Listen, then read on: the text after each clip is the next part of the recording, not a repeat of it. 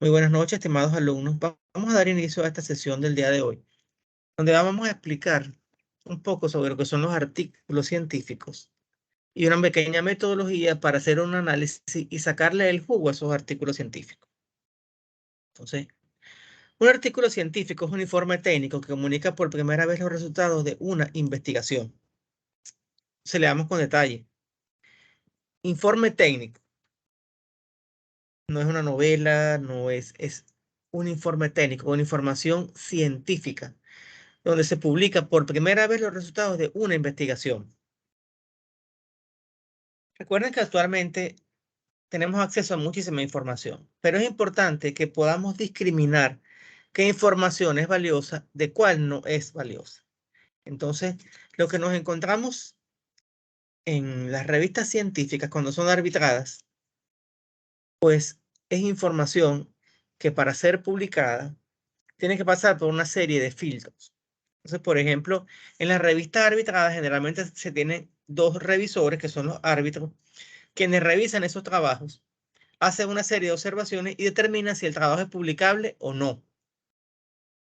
Entonces, hay muchas revistas científicas, hay muchos portales, y ellas tienen, digamos que diferentes categorías o diferentes niveles. Entonces, por ejemplo, Redalic es la red de revistas científicas de América Latina y del Caribe. Esa digamos que es muy usada acá en el contexto de América Latina y del Caribe. Y digamos que hay ciertos niveles entre esos también redes de revistas. Tenemos también Latindex, que es, digamos que, un conjunto de revistas de América Latina que han sido indexadas en ese catálogo que se llama Latindex. Latindex tiene directorio y tiene catálogo. De ahí tenemos, por ejemplo, el JCR, que es el Journal Citation Report, que es digamos que uno de los grupos o conjuntos de revistas más prestigiosos del mundo. Para que tenga una idea, para graduarse de doctor es necesario contar con al menos una publicación en una revista que esté indexada en el JCR. Luego tenemos el Web of Science, que también es un conjunto de portales donde tenemos información científica muy, muy, muy buena, muy relevante. Tenemos Cielo, que digamos que es un portal o una agrupación de revistas científicas de América Latina. Tenemos Teseo, que es un portal muy bueno de tesis que han sido redactadas y defendidas en España. Y tenemos también, por ejemplo, Scopus. Y actualmente también nos podemos encontrar con ORCID, que es, digamos que es una base de datos científica que maneja Google. Entonces, es importante para las instituciones científicas contar con revistas de este tipo con el fin de divulgar su trabajo de investigación. Entonces, fíjense una cosa. Según la ley que crea el sistema de acreditación para la calidad de la República de Panamá, las universidades nacionales y particulares, como la Universidad Latina, tienen que tener 4 funciones fundamentales. Tenemos, por ejemplo, la función docente, que es esta que estamos haciendo actualmente, cuyo objeto, ¿cuál es? El objeto de la función docente es formar el recurso humano para que se inserten después en el mercado laboral. Bien, entonces ahí se engloban los niveles de pregrado, posgrado y todos los estudios posteriores, como los diplomados, que son estudios no conducentes a grado académico. Otra función es la investigación. Las universidades, por definición, son centros donde se hace investigación. ¿Para qué? Para producir conocimiento científico y también para buscar soluciones a los diferentes problemas sociales que tiene el entorno. Se hace también la función de extensión, que es la función de divulgación del conocimiento. Y la cuarta función que tienen que ejercer las universidades es la gestión. Es decir, lo que es la universidad como organización, cumpliendo con los principios administrativos y todo aquello que ustedes como estudiantes de ingeniería industrial pues conocen, pues cuáles son los principios organizacionales. Entonces, esa difusión del conocimiento es importante, pues este es uno de los principales recursos para alcanzar el desarrollo económico. Entonces, para que tengan ustedes una idea, compartimos este pequeño listado que ya tiene algunos años, pero que está todavía vigente, con los 10 países que más generan artículos científicos. El primer país que genera más artículos científicos del mundo es Estados Unidos de América, que por coincidencia es también en este momento el país más rico y más poderoso del mundo. De seguido tenemos a China, que China, aparte de ser la segunda economía del mundo, es también la segunda nación que cuenta con más publicaciones científicas a nivel mundial. En la posición número 3 tenemos al Reino Unido, que no tiene esta posición privilegiada en cuanto a la economía mundial, pero que es el tercer país que más genera artículos científicos. Después tenemos a Alemania, Japón, Francia. Sorpresivamente tenemos acá en este listado a la India, tenemos también a Canadá y también tenemos a Australia. ¿Qué tienen esos 10 países que acabamos de mencionar? ¿Qué tienen en particular? ¿Qué tienen en común? Tal vez salvo la India.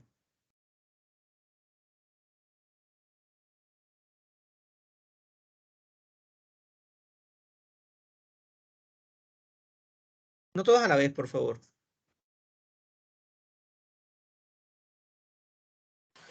Disculpe, ¿qué tienen en común Estados Unidos, China y Reino Unido? ¿Qué tienen en común los 10 países que forman parte de esa lista que acabamos de mencionar?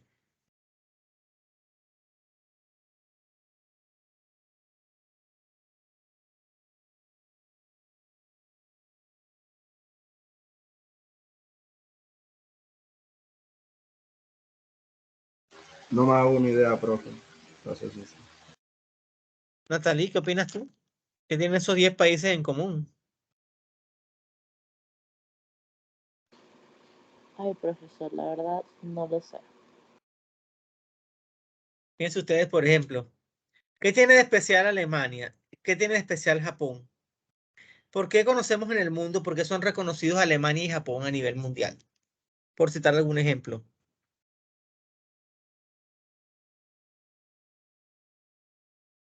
Pero que, o sea,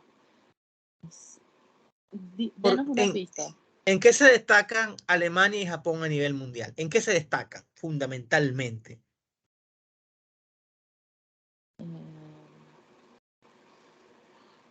Ay, no sé, yo la verdad estoy pensando otra cosa, pero ajá. Por ejemplo, fíjense ustedes, Estados Unidos, que esta es una de las pistas que tú me estás pidiendo, es el país más rico del mundo hasta los momentos. Es el país más rico del mundo en términos del tamaño de su economía. China es también un país sumamente rico. Reino Unido es también un país sumamente rico. Alemania, Japón. ¿Usted se compraría un Toyota? Pregunto yo a usted, si cuando quiera comprar un carro. ¿Compraría o no compraría un Toyota? Eso es lo que le iba a decir, que yo conozco a Alemania y Japón mayormente por la fabricación de coches. No, Ajá, exactamente. Pero ¿qué tienen de especial los coches alemanes y los coches japoneses? ¿Mm?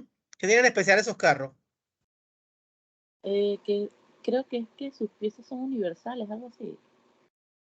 Bueno, cuando usted piensa en un Toyota, ¿en qué piensa? Cuando piensa, mira, tengo un Corolla, ¿en qué piensa? ¿En un buen carro, en un eh, mal carro? en un buen carro y económico principalmente. Ok, Carro ¿qué económico piensa? con Ok, ¿qué piensa cuando piensa en un Mercedes-Benz o en un BMW o Lujo. en un Ford? Y aparte del lujo, ¿en qué más piensas en un Mercedes? Eh, o sea, las especificaciones, Ujú, eso. exacto. Entonces, ciertamente, Alemania y Japón son grandes productores de automóviles a nivel mundial, automóviles reconocidos. Cuando piensas en Italia, ¿en qué piensan de Italia? Uno piensa en Ferrari, piensa en Fiat. Ferrari. Entonces, y cuando piensa uno en Canadá o en Francia, ¿a qué asocias tú Canadá y Francia?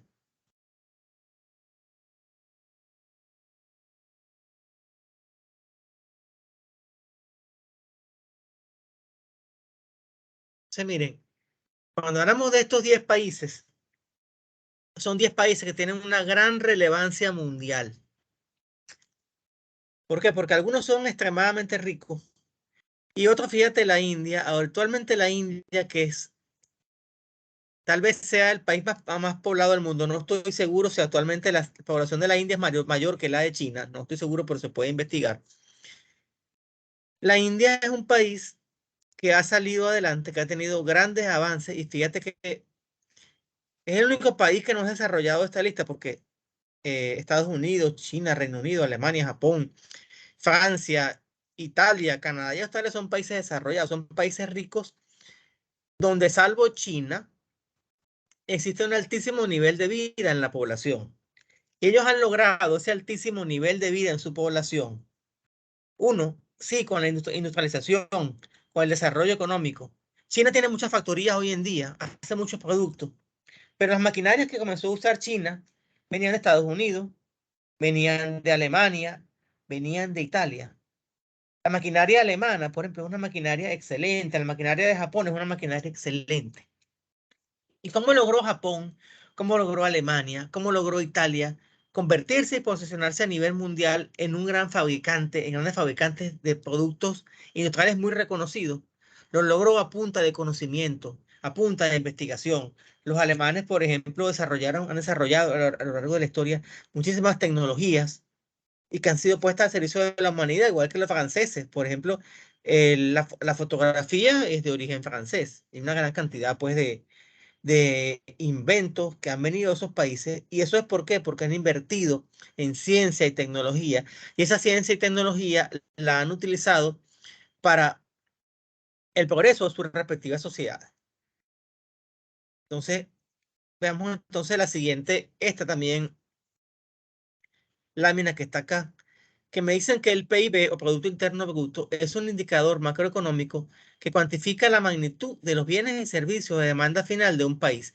Y esto más o menos lo utilizamos como un indicador de la riqueza de ese país. Entonces vemos que, de acuerdo con esta lista que hay que actualizar, el país más rico del mundo es los Estados Unidos de América. Y es un país que tenía, de acuerdo con estas cifras que están acá, casi 14 millones de artículos científicos en un año. Y después tenemos pues China, Japón. Entonces fíjense ustedes que estos son países ricos y también son países que tienen gran número de publicaciones científicas anuales. Fíjense que, por ejemplo, Alemania es el cuarto país con el Producto Interno Bruto más grande del mundo y es el cuarto país con más publicaciones científicas. Fíjate que Francia, que uno va y Francia, uno asocia a Francia con la Torre Eiffel y con los vinos, mira, es un país con grandes avances científicos, igual que Italia. Fíjense que, por ejemplo, Brasil, de acuerdo con este listado, era la novena economía mundial y era el país número 14º en producción científica. Y Canadá, que es un país muy interesante, es el 10º país más rico del mundo, de acuerdo con esta lista, y el noveno en publicaciones científicas. Entonces, de allí uno puede inferir que la riqueza está asociada con la investigación, con la ciencia y la tecnología. De tal manera que de allí yo rescato lo importante que es invertir en educación.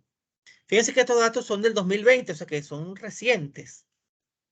España es el 11º país más rico en cuanto a publicaciones científicas y la economía número 13 a nivel mundial. O sea que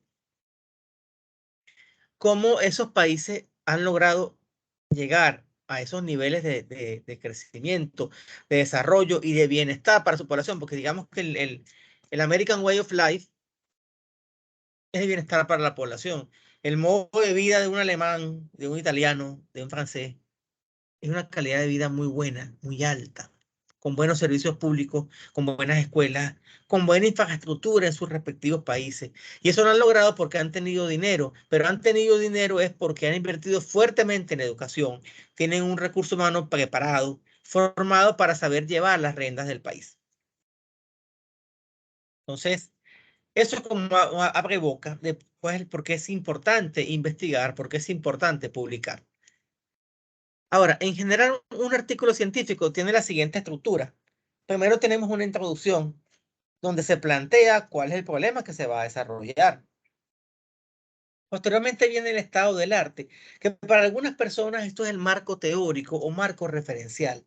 Y realmente lo que se hace en el estado del arte es recopilar toda la información más actualizada del tema. Para ello se deben citar artículos científicos publicados.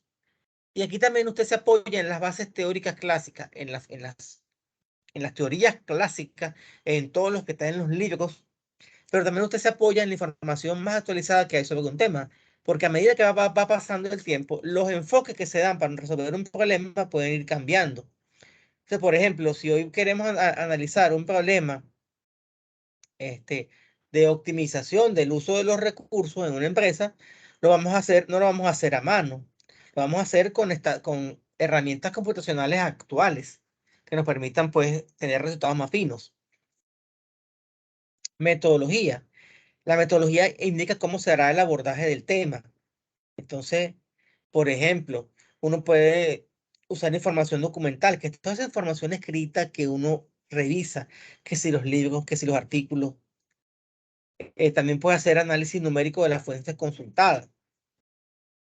Tenemos los resultados o hallazgos de la investigación, que cuando yo tengo mis hallazgos, mis resultados, yo hago gráficos, hago tablas para poder ilustrar, para poder mostrarlo dentro del texto que estoy escribiendo, y a partir de allí me voy a apoyar para hacer el análisis de esos resultados y finalmente las conclusiones o reflexiones, y por último las referencias, que siempre en un trabajo científico se debe indicar cuáles son las fuentes de las cuales hemos tomado ciertas ideas. Entonces, muy ligado a esto, tenemos la estructura de un proyecto de investigación. La primera parte sería el problema de investigación, que los problemas no tienen por qué ser un problema. Cuando hablamos del problema de investigación, es la situación objeto de estudio.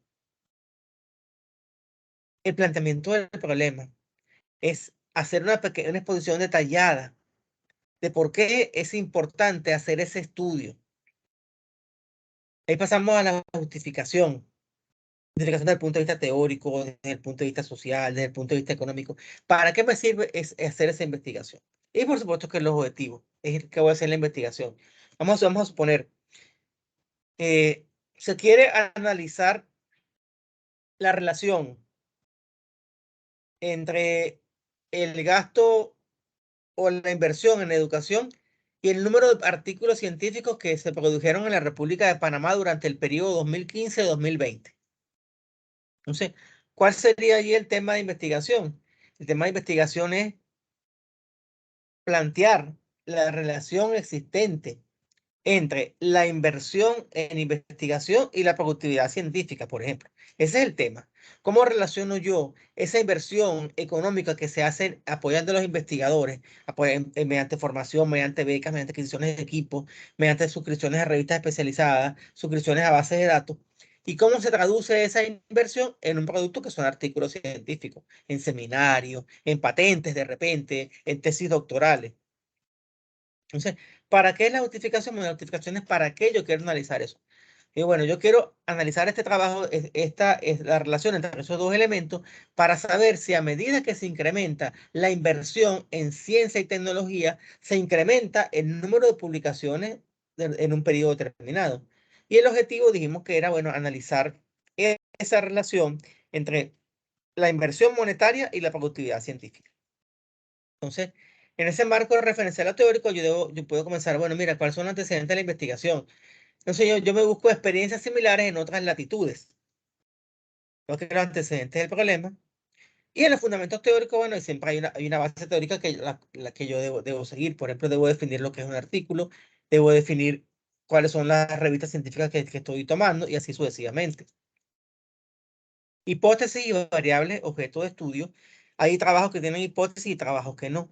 Lo que sí es cierto que en todos los trabajos hay unas variables en estudio, que pueden ser variables numéricas, también pueden ser variables, perdón, cualitativas y cuantitativas. Las cualitativas son las que miden cualidades y las cuantitativas son las que se pueden pasar en términos numéricos. El marco metodológico, donde yo indico cuál es mi tipo de investigación, si es descriptiva, si es documental, si es aplicada, si es correlativa. El nivel de la investigación, si es de campo, si es documental. La población y la muestra. La población es el universo. Por ejemplo, quiero analizar el rendimiento de los alumnos de ingeniería industrial. ¿Cuál sería mi población entonces?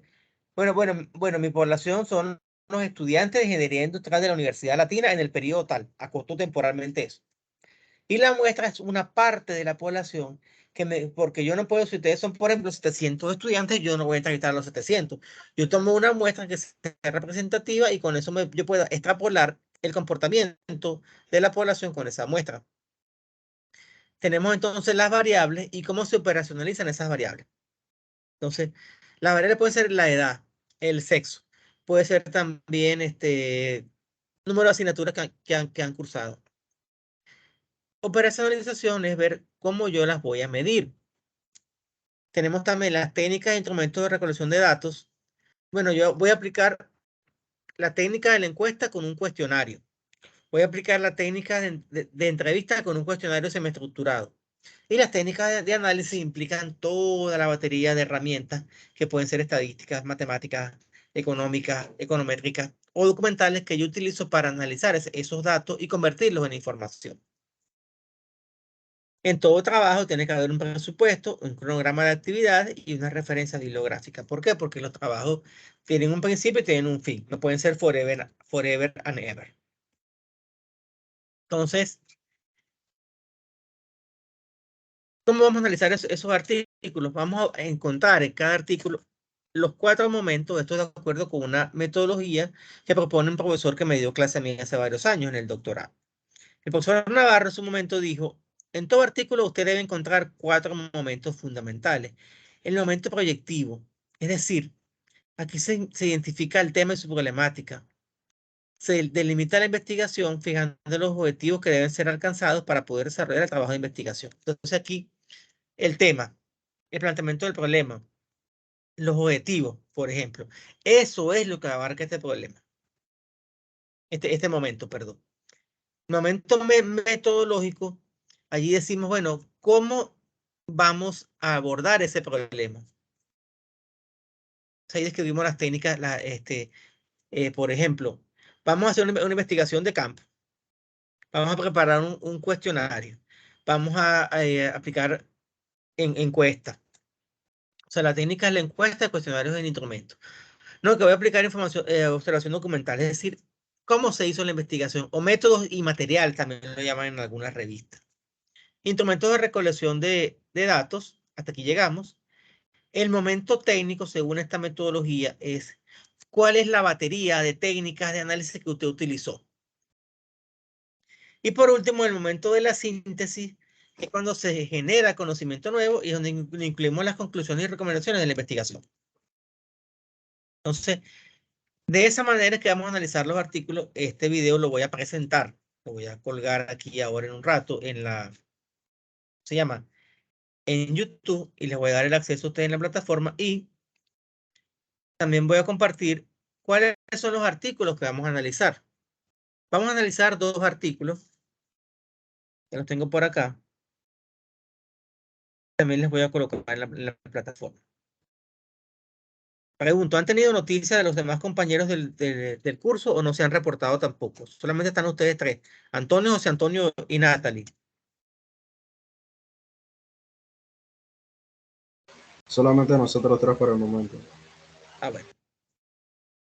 Entonces, los artículos ya los he definido, se los voy a enviar por la plataforma, indicando cuáles son las fechas de presentación de cada uno, indicándole también qué es lo que van a hacer. Lo que van a hacer es fundamentalmente identificar cuáles son los 4 momentos en cada artículo. El momento proyectivo, el momento metodológico, el momento técnico y el momento de la síntesis, que es donde se presentan las conclusiones y recomendaciones. Entonces, van a hacer ese análisis donde con 4 o 5 laminitas de PowerPoint, la primera con la portada y una lámina dedicada a cada momento, van a presentar eso en una presentación en PowerPoint y me la van a compartir por la plataforma. Eso es lo que vamos a hacer para esta parte.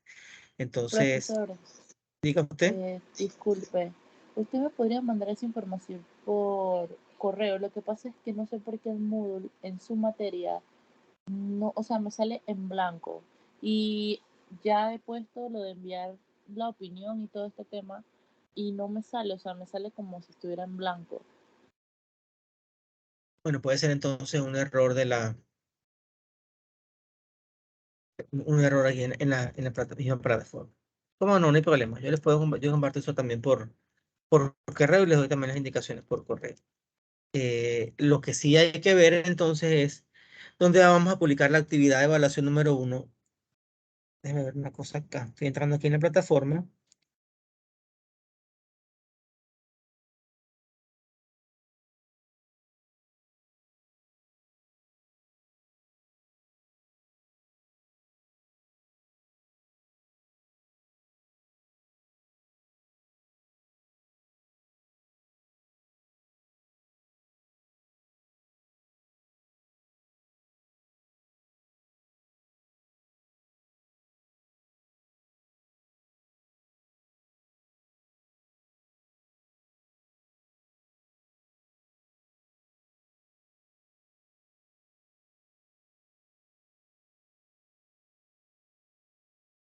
Por cierto, para el 28 de octubre es la charla número 2, así que está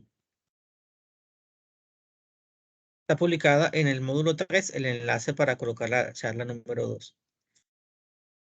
Sí, les voy a compartir entonces los artículos.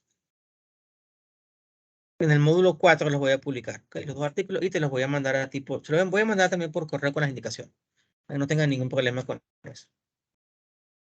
¿Alguna pregunta, jóvenes? ¿Alguna duda? ¿Alguna inquietud? Sí, profe, ¿para cuándo dijo que era la segunda charla?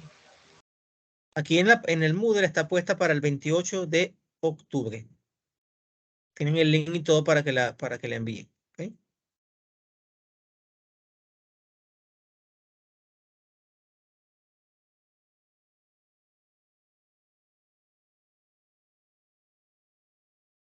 Ahora les mando de todas maneras un correo recordándoles todo lo que hemos conversado acá, ¿ok? Un resumen de lo que conversamos esta noche. ¿Alguna pregunta? Por mi parte, no. Perfecto. ¿Por allá? Natalie, Todo bien, ¿una pregunta? profesor. Todo Muy bien. bien. Bueno, entonces así quedamos. Recuerden que nos vemos entonces el, nos vemos el 27, que van a presentar su charla.